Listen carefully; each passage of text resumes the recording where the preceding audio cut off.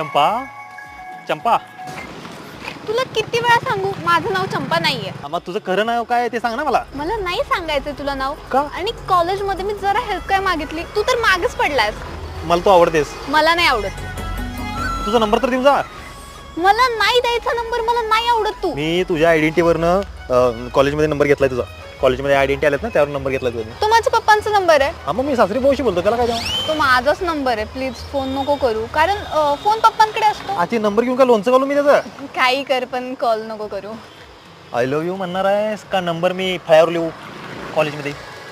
चालते जात. अरे हे असं पाहिलं काहूर माझं जीवात आय लव्ह यू. हा थँक्यू. जबरदस्ती प्रेम करायला लावतोस. फिरतीच्या फडात ग